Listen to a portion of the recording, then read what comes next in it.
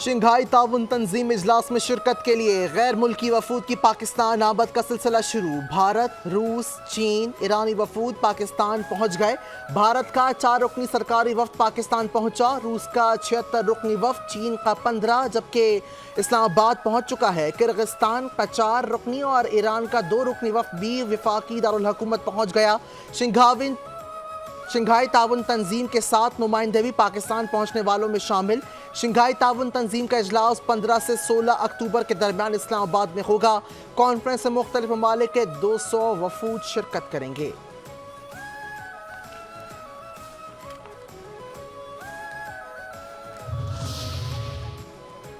اہم مواقع پر احتجاج ایک سیاسی جماعت کا وتیرہ ہے۔ قومی اہمیت کے ایونٹ کے موقع پر احتجاج مثبت پیغام نہیں۔ اگر کسی نے احتجاج کرنا ہے تو ایس سی او اجلاس کے بعد کرے۔ حکومت کا تحریک انصاف کو 15 اکتوبر کا احتجاج مؤخر کرنے کا مشورہ۔ اسحاق ڈار نے کہا کہ تحریک انصاف 15 اکتوبر کا احتجاج ملتوی کرے۔ اس میں صرف حکومت کا نہیں بلکہ تحریک انصاف کا بھی مفاد ہے۔ ابھی دیر نہیں ہوئی، ان کو اپنی غلطی درست کرنا چاہیے۔ فلسطین سے متعلق کانفرنس میں بھی پی ٹی آئی نے شرکت نہیں کی، جو بہت عجیب لگا۔ نائب وزیر اعظم اسحاق ڈار اور وزیر اطلاعات عطا تارڑ کا وفاقی دارالحکومت کا دورہ، ایس سی او کانفرنس کے انتظامات کا بھی جائزہ لیا۔ مولانا فضل الرحمان کا پی ٹی آئی سے رابطہ، 15 اکتوبر کا احتجاج مؤخر کرنے کی اپیل۔ اسد قیصر نے بیان میں کہا، مولانا صاحب نے شنگھائی کانفرنس کے تناظر میں 15 اکتوبر کا احتجاج مؤخر کرنے کی اپیل کی۔ انہوں نے بانی کو طبی سہولیات فراہم کرنے اور ان کے ذاتی معالج کو رسائی دینے کا مطالبہ بھی کیا۔ میں نے مولانا فضل الرحمان صاحب کو یقین دلایا ہے کہ ان کی تجاویز پارٹی کے سامنے پیش کروں گا۔ مشاورت کے بعد انہیں پارٹی فیصلے سے آگاہ کیا جائے گا۔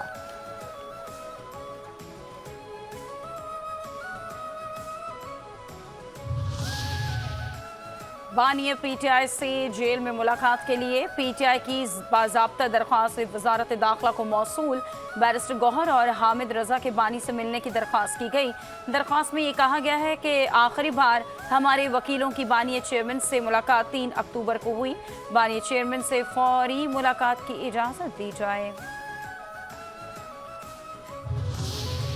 بانی پی ٹی آئی سے ملاقات کروا دی جائے تو ہم احتجاج کی کال واپس لے لیں گے۔ پی ٹی آئی نے احتجاج کی کال واپس لینے کے لیے شرائط حکومت کے سامنے رکھ دیں۔ شیخ وقاص اکرم کہتے ہیں کہ 15 اکتوبر کو احتجاج کے لیے پارٹی کے 95% اراکین متفق ہیں۔ حتمی فیصلہ پولیٹیکل کمیٹی کا ہوگا۔ ترجمان تحریک انصاف نے پارٹی میں پھوٹ پڑنے کا الزام مسترد کر دیا۔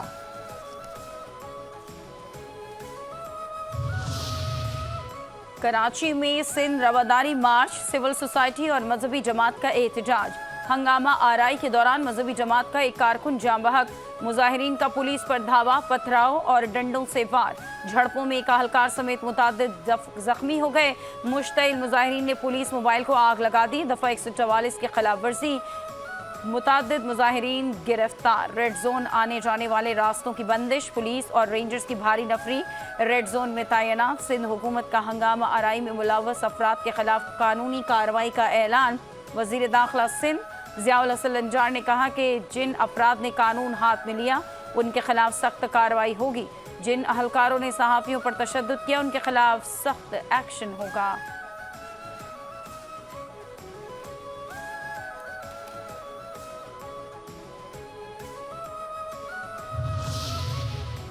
بلاول بھٹو زرداری اور نواز شریف کے درمیان ٹیلی فونک رابطہ، ملکی مجموعی سیاسی صورتحال پر گفتگو۔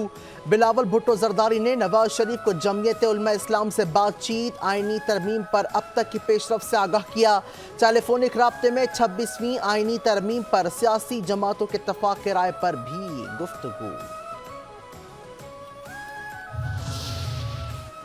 چاہے وزیر اعظم، ججز اور اسٹیبلشمنٹ کے چہرے بدلتے رہیں، ہم کبھی بھی آمروں اور ججز کی طرح منمانی سے قانون سازی یا آئین میں ترمیم نہیں کرتے۔ بلاول بھٹو زرداری کا آئینی عدالت کے قیام سے متعلق بیان۔ کہا کہ جسٹس دوراب پٹیل کے تجربے نے ثابت کیا کہ ہم وفاقی آئینی عدالت ضرور تھی۔ جسٹس پٹیل نے آئینی عدالت کا خیال آسمہ جہانگیر، آئی اے رحمان اور دیگر سے شیئر کیا۔ آسمہ جہانگیر اور آئی اے رحمان جسٹس پٹیل کے خیال سے متفق تھے۔ 26वीं तरमीम उजलत में नहीं की जा रही, काफ़ी अरसा पहले ही हो जानी चाहिए थी। तारीख उन लोगों के लिए नागवार है जो ये समझते हैं कि सियासत का आगाज़ क्रिकेट वर्ल्ड कप से होता है, जो ये समझते हैं कि सियासत का उरूज बानी पीटीआई और जनरल फैज के इनकलाब पर होता है। मुजव्वज़ा आइनी तरमीम पर मुत्तहदा रहनुमाओं से नून लीग के वफ़द की मुलाकात, आइनी तरमीम के हवाले से तबादला ख्याल। एहसन इकबाल कहते हैं कि मुत्तहदा से हिमायत मांगी है। खालिद मकबूल सिद्दीकी ने कहा कि हुकूमत को अपने मुतालबात पेश किए हैं। MQM की जद्दोजहद आर्टिकल 144 की बहाली है। आइनी तरमीम के लिए मज़ीद आगाही की ज़रूरत थी। नून लीगी वफ़द से IPP से मुतालिक बातचीत हुई।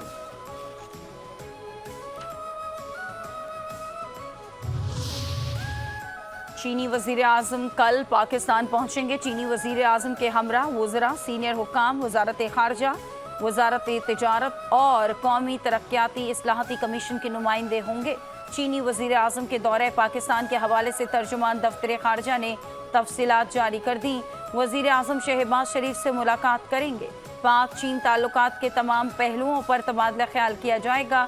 इलाकाई और आलमी पेशरफ्त पर भी बातचीत करेंगे। चीनी वज़ीर आज़म सदर आसिफ अली जरदारी और आला अस्करी क़यादत से भी मुलाकातें करेंगे।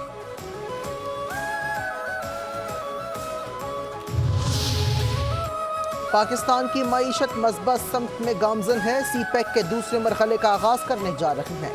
चीन पाकिस्तान के तवानाई के शोबे में अरबों डॉलर की सरमायाकारी कर रहा है। वफाकी वज़ीर ख़जाना मोहम्मद औरंगज़ेब का चाइना चैम्बर की तकरीब से खिताब। कहते हैं पाक चीन क़यादत CPEC के दूसरे मरहले के लिए पुरअज़्म है। पाकिस्तान के ज़रा मुबादला के ज़ख़ायर में नुमाया इजाफा हुआ है।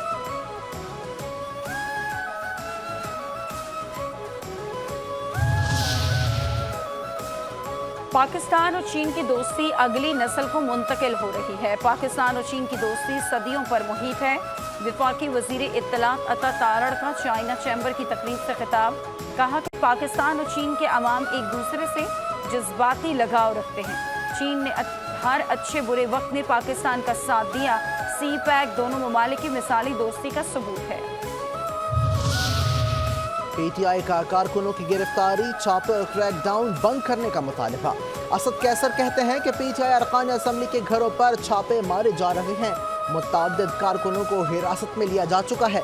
आईनी तरमीम मंजूर करवाने के लिए हमारे अरकान कौमी असम्बली को 20 करोड़ रुपए की पेशकश की गई। जोर ज़बरदस्ती से कानून साजी हरगिज़ कबूल नहीं करेंगे।